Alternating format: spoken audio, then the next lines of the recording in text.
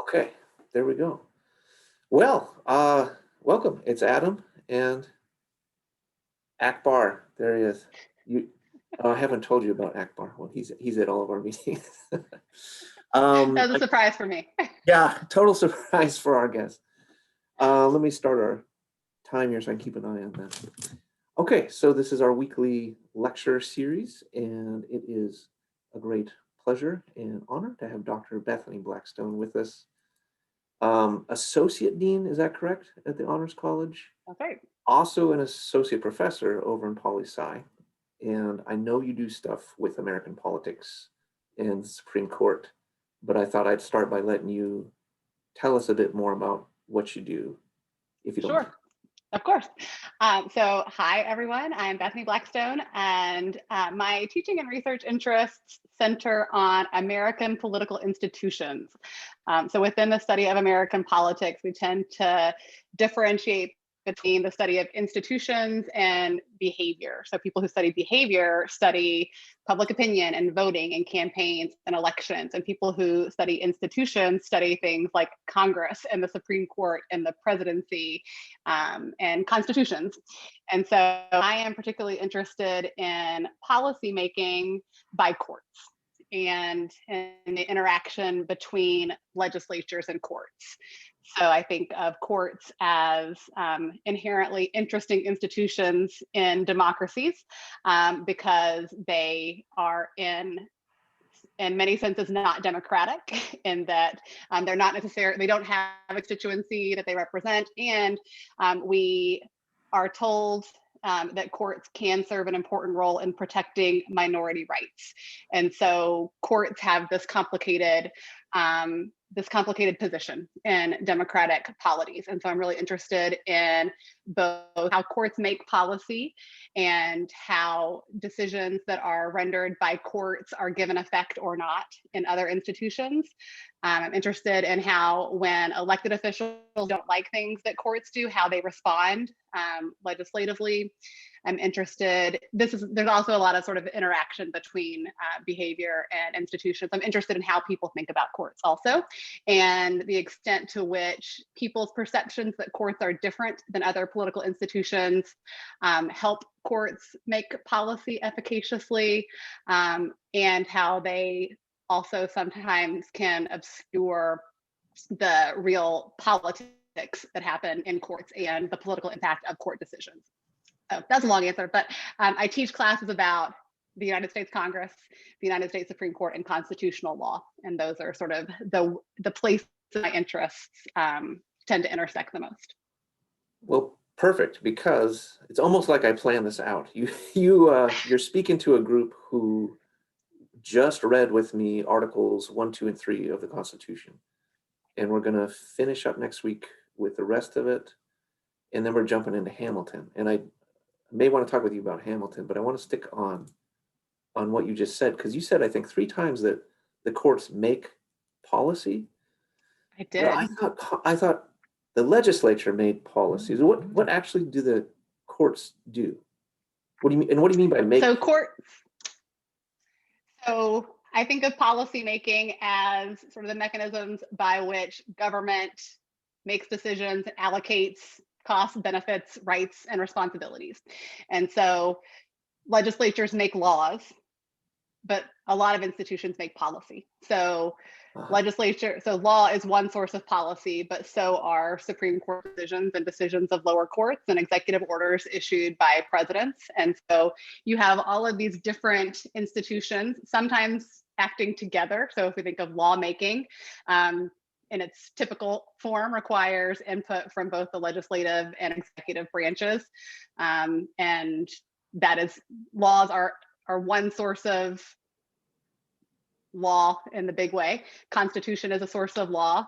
But when a court decides whether or not when a court gives meaning to a statute, it's, actually, the Civil Rights Act protects or doesn't protect against this type of discrimination, that's also a policy. It binds the parties to it, says you have to do this thing or you don't have to do this thing. And it also sets precedent that then will be applied in similar scenarios to other potential litigants. And so even though the mechanism of policymaking is different, the outcome can be quite similar. So when a court renders a decision saying, for example, that a particular type of statute is invalid, because say a state law that conflicts with a provision of the US Constitution, it has this sort of domino effect that says, okay, we can't have laws like that anymore. And that is as politically consequential as if a legislature had gone in and repealed it. Okay, that makes a lot of sense. So for example, there was a recent Supreme Court decision about discrimination on the basis of gender identity or expression. And I think, the question is, well, I don't know if it was Title IX, but anyways, there's some legislation already out there, but what does that actually mean? What does the word sex mean? What does the word gender mean in this context? And they came out and said, here's what it means. And so what you're saying is that's a different way of making policy, but the outcome is it kind of settles people's behaviors around the same understanding of what the words mean and what you can and can't do. Is that kind of what you're saying? Exactly. Yes, and I think I love this example of this interpretation of civil rights statutes in particular, because so often when people think about courts, we immediately think of the cases that we have heard the most about. So we think about Roe versus Wade, and we think about Brown versus Board of Education. And then, if you're a real nerd, you think about Marbury versus Madison. And all of those are instances where the court exercises judicial review. And those are really important. And the Supreme Court's ability to exercise judicial review is a big deal. But in most of its cases, the court does exercise judicial review. In most of its cases, the Supreme Court interprets statutes. And so it does things like say, hey, the Civil Rights Act of 1964 and its prohibition against discrimination on the basis of sex, that includes discrimination on the basis of gender and gender identity. And when the Supreme Court renders that decision, it is as if the legislature had made that change. Okay. Unless and until, coming back to my other thing that I like to study is legislative responses, unless and until Congress comes back and says, oh, actually, we didn't mean that. Yeah, exactly. Yeah. So real quick, what is judicial review? I think you said you contrasted that with this interpretation. Sure. So judicial review is the power that a court has to declare actions by other government officials, so legislature, executives, or states, as void for being in conflict with a constitution. So if we come back to the idea that there are lots of sources of law, you can think of them as existing in a sort of hierarchy. So the Constitution is at the very top, and nothing under it can be valid if it is inconsistent with the Constitution. So if you are a card player, you would say the Constitution trumps statutes. If they're in conflict, the Constitution wins. And so judicial review is the power of a court to render those authoritative decisions about when statutes or other government action is incompatible with the Constitution and therefore void. Got you. I wonder if you could jump outside of your wheelhouse a little bit to the executive branch, just because we were. Sure. Was yesterday in class? Wednesday. We were shocked with how little there is in the Constitution about the president. Most of that of Article 2 is how the president gets elected, and there's a little bit about impeachment. And then you have to give a State of the Union address, but there's actually not a lot there. And then, for example, we're watching Joe Biden right now just issue executive order after executive order. And the question came up in class, I didn't know the answer, but where did this power for executive orders come from? That just seems like governing by fiat, maybe the very sort of thing that the founders were afraid of, with no legislative oversight or anything. Can you explain how? I mean, it's obviously he has this power. Sure. But where does that come from? Sure. So the power to issue executive orders comes from the very beginning of Article 2. So each of the provision, each of the articles of those 3 articles outlining the 3 branches of government starts with what is like called a vesting clause. And it says, you know, the legislative power is vested in a Congress. The executive power sort of is vested in a president, and then it goes on to say that, I don't have precise language, but essentially like the president has executive power. And over time, the Supreme Court has had to give meaning to what does it mean to have executive power? What does it mean to take care that the laws be faithfully executed? And have found, returning to this idea that there are the sort of hierarchy of sources of law, that the executive power includes this ability to unilaterally act to give force to other laws. And so as long as the action taken by the president in an executive order isn't inconsistent with a statute passed by Congress, with a treaty, with a constitution, then it's okay. So in the hierarchy, it's like constitution, treaty, statutes, executive orders, and then regulations issued by executive branch departments. So the president's executive power is constrained by those other sources of law. But what we've seen in recent decades is Congress just routinely ceding power to the executive branch. So Congress being sort of less able or willing to deal with major policy issues, and that sort of creating space for presidents to fill in, to take a larger role through executive action. And then what often happens is executive actions are challenged in the courts, and opponents will say this exceeds the president's power under the Constitution, or this particular action is inconsistent with some statute that it has been passed. And if a court says, yes, this is inconsistent with the statute, then the executive order will be declared invalid. But what, you know, I'm sure you all are talking about sort of what the Constitution is designed to do. If you're reading any of the Federalist Papers, you expect that ambition is made to counteract ambition. And so people in Congress are supposed to be checking executive power. But what I think that you see in contemporary American politics is that the institutional preservation and sort of protecting the power of the institution in which you're a part has become less important as partisan affiliation has become more important. And so you don't get the same sort of pushback from institutionalists saying presidents shouldn't do this because Congress should do it, because they're more willing to accept broad, expansive powers so long as they're co-partisan in the White House. Right. Yeah. I feel us maybe drifting into normative territory. Like, well, we've been doing a good job of describing the pieces and what they do, but I would like to kind of get your opinions on what's working and what's not working. And maybe we could start there. Is this, in what ways is this okay that because I think you're right. We're seeing more of a drift towards executive power. There was somebody on NPR the other day, and I mentioned this in class, talking about immigration as an example where a lot of the movement there is really just through the executive branch. And her thesis was exactly what you said. It's just there's too much of a logjam over in Congress to do anything. And so that's what's happening. Is this okay? Is it problematic? Or by what metric would you make those estimations? Oh, I think it's not great in a lot of ways. I think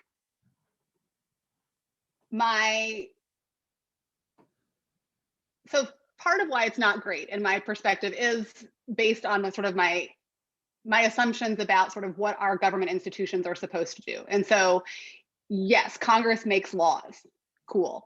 The benefit of Congress making laws rather than presidents making law through executive action is that Congress is designed to be deliberative, and Congress is designed to be participatory and provide a mechanism for representation. That doesn't mean that it's always great. That doesn't mean that it always is. It can be slow, it can be cumbersome. I don't always like the things that it produces, but Congress isn't just it doesn't just crank out laws. Like even when it does its work, it's a sort of arena for the contestation of ideas and values. And that's what you get in a legislature is people go and they talk about their different ideas and they argue about them and then they make decisions collectively. And you don't get that in executive action. You have one person acting, taking action within the constraints that sort of exist in the political system. But politics and lawmaking are supposed to be these mechanisms for the collective resolution of disputes. We're supposed to disagree about things. We're supposed to not all have the same ideas about what the exact sort of ideal policy is. And then we're supposed to send representatives who will reflect our interests and advocate on our behalf to make those policies. And so I think it's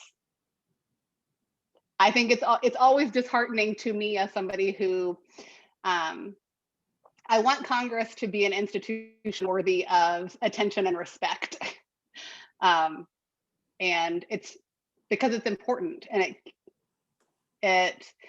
I think in recent years often like people hate Congress and I think it's not great. I mean, Congress is where key aspects of democracy play out, and so I think it's just not ideal to have it be an institution and is reviled.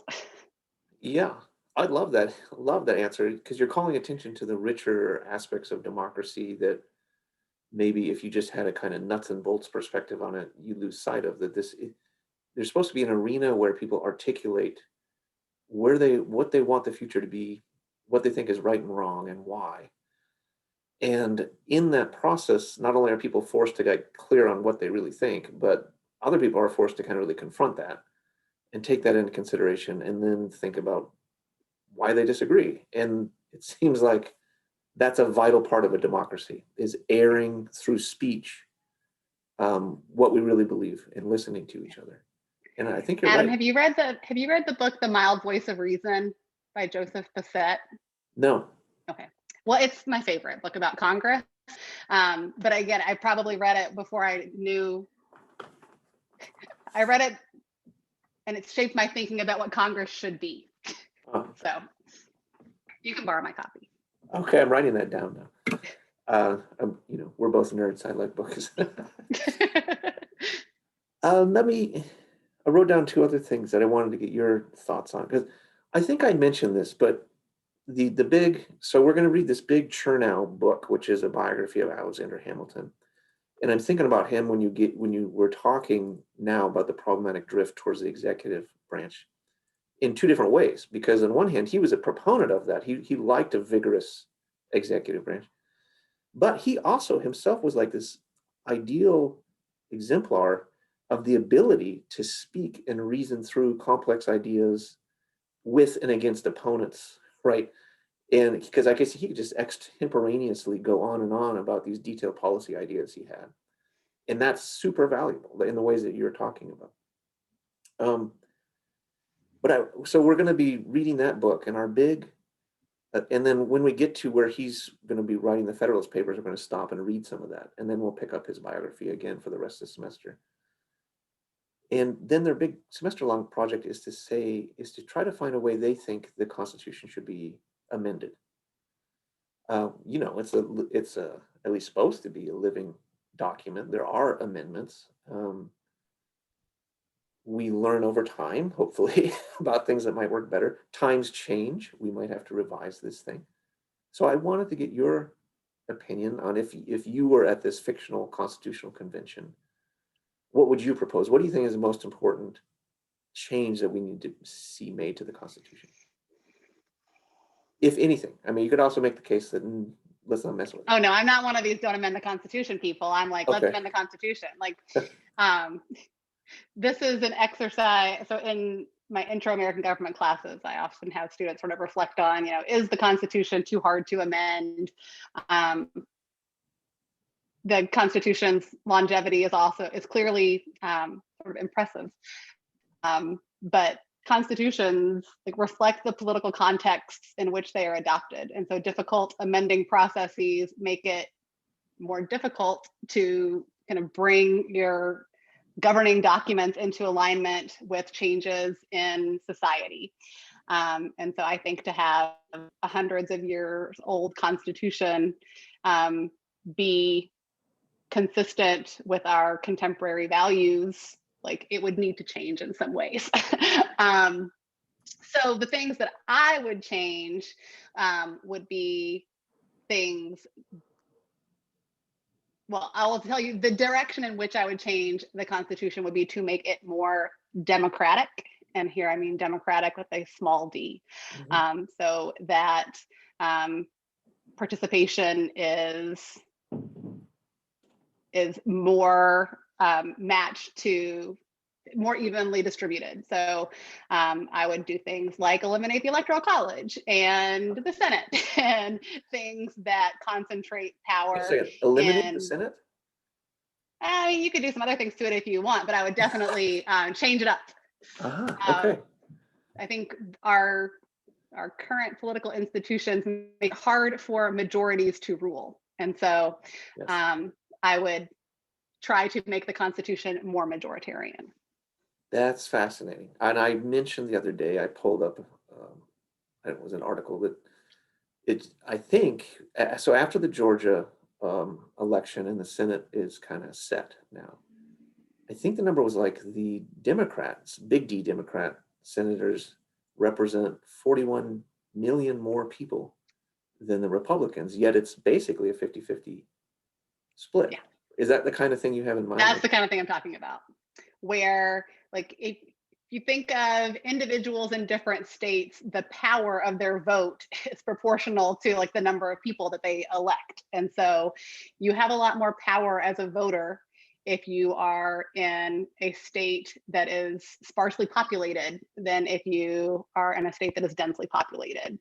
And I'm familiar with all of the arguments about states and their need to have states' perspectives represented, but I don't really think that states have interests independent of their people. And so to me, it makes sense to allocate political power to people wherever they reside and not to the geographic containers in which they live. I think that's well said. And it's worth pointing out that my students are going to learn this, if they don't already know it, that our emphasis on states is because there really wasn't a national identity when the Constitution was being written, right? I mean, that was the whole deal, is we want to make sure if we're really going to come together as some sort of political union, that the states retain some strong position and identity.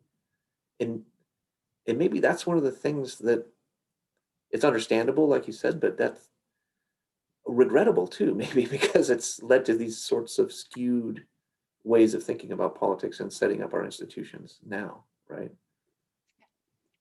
So it's sort of anachronistic. So it's just really hard to imagine that.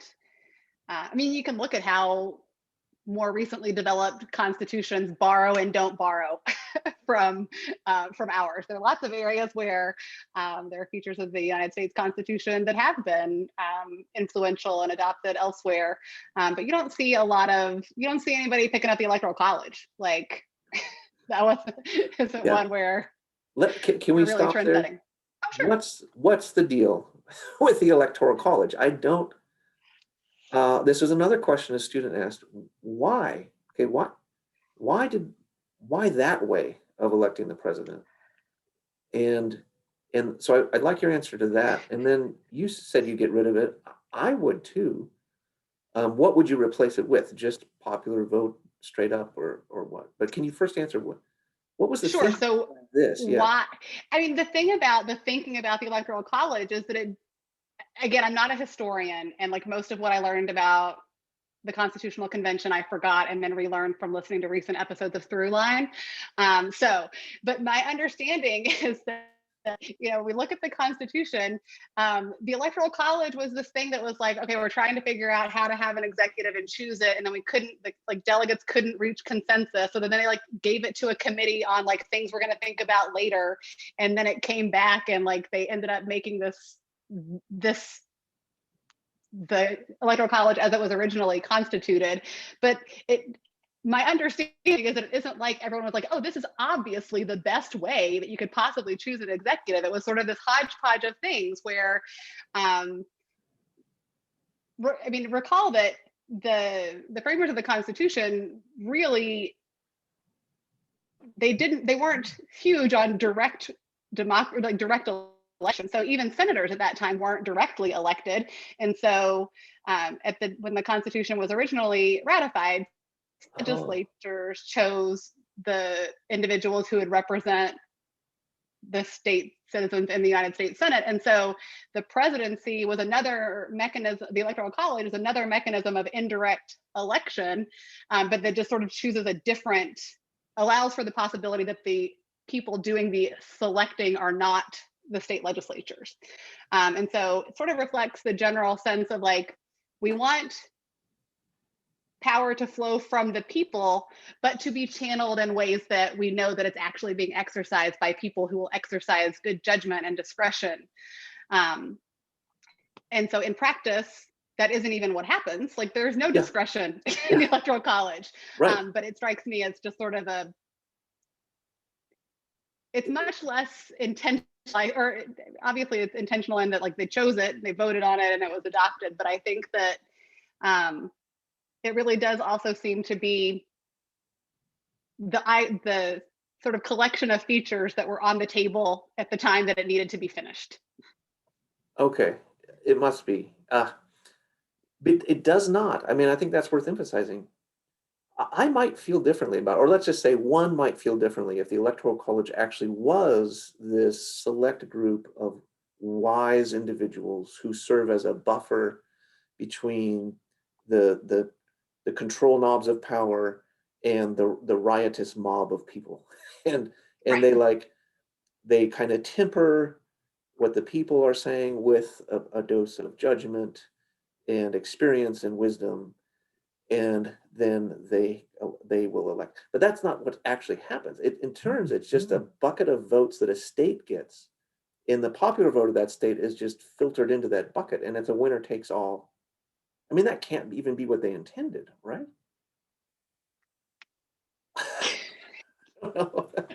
It's just goofy, I think. It is a little, I think it's goofy. As for what I place it with, the national popular vote seems on its face like a reasonable contender. I think and as much as I am sort of talking about get rid of the Senate, get rid of the Electoral College, I do, I understand and see some of the value in the distributed responsibility for elections. So that states administer elections has some potential downsides and some potential upsides. So if you still wanted states to administer elections, you could do, you could still allocate votes in proportion to like the number of seats in the House. I would sort of throw out the Senate seats. That would still be closer to representative, to sort of matching on representation on population. Or you could, let's see. So that would sort of be Electoral College light if you just sort of threw out the Senate portion. Yeah. So sorry, I'm sort of rambling. Each state in the Electoral College has a number of votes equal to the number of members that state delegation has in the House plus the Senate. So it's the extra 2 senators that really sort of enhances the power of the voters in Wyoming relative to the ones in California. So you could still sort of have a direct popular vote. You could have some sort of allocation of Electoral College votes that is more proportionate, things like that. I got you. And I think what you said is worth emphasizing. There's probably, or at least in my mind, there's a value of a distributed, decentralized electoral system. I mean, I got to work at the Denton County elections this last cycle, and it's super impressive and humbling to see how much actually goes into making an election work. And I like the idea of still having decentralized but accountable systems for that, because it's a lot of power to have in one. But you could still do that and have a national popular vote. It's just a matter of tallying them all up, and we do that each anyway. state certifying their own votes. Yeah, yeah. I got one more question for you, and I'll go back to the judiciary. Term limits on Supreme Court justices is something that's been floated, and I don't know what to make of it. I can see, I guess, pros and cons. Do you have a take on that? I have takes on everything, Okay. Dr. Bergel. So my take on this is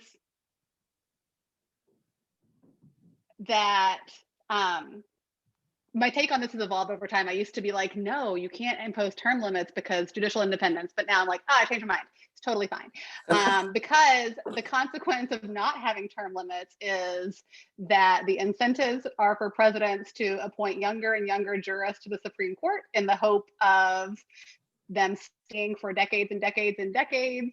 It makes um, the of vacancies on the Supreme Court unpredictable. And so when you get one, you never know if you're getting another one. So it just makes the stakes super duper high. And so from my perspective, term limits would be potentially beneficial in that they would routinize replacement on the Supreme Court, which might lower the temperature a little bit, not to nothing. Like people are still going to care because they still care about who are the 9 people who are the primary policymakers on issues like civil rights and abortion. But if every president knew they were going to get 2 nominations in a 4-year term, it might not feel quite so fraught every time a vacancy arises or a favored justice takes ill. Excellent. It's not totally like without downside. Like one of the good things about the absence of term limits is that if you are a Supreme Court justice, people pretty much assume that like you've sort of peaked in your legal career and you're going to be done after that. And so, if people are limited to serving 18-year terms, which is one of the common sort of proposals for imposing term limits, like, yeah, you do then create a scenario where somebody might serve as a Supreme Court justice and then after that want a different job. And so you do think about sort of the incentives that those people face while on the bench if they're sort of looking at their sort of next career move. But I think the politics of judicial selection and judicial nominations and confirmations are just not great in their current form. And so that has led me to sort of reconsider my position on things like term limits. So you're saying it's okay and maybe even unavoidable to be a lifelong learner? I am. Is it? I learn new things every day. Well, I learned a lot with this. We hit 30 minutes, but like I said before we got going, I wanted to give you last word. If there's something we didn't talk about that you think is important for the students, or any words of wisdom you want to share, now's the time. Okay, let's see. I should have had something in mind. Yeah, it's fine. I totally put you on the spot. Let's see. I think, I think hearing about this class, it just sounds like so much fun. I've told Adam multiple times, I wish I could take this class. I think it's useful and fun to sort of think about why do we have the institutions that we have. My hope is that you sort of learn about them and don't end up sort of revering or reviling them too much, but understand how they work and why they work and how to sort of work with them so that you can be sort of informed citizens of the country and the world and sort of know how to navigate these institutions to effectuate what you think of as sort of good policy change. Awesome. That was beautiful. I think you did have that prepared. I did not, but thanks. Very well spoken, and I think consistent with the College of Liberal Arts and Social Sciences and UNT's missions, making educated citizens of democracy and the world. So thank you. I'm going to hit the stop button, but hold on. Stay with me for a second.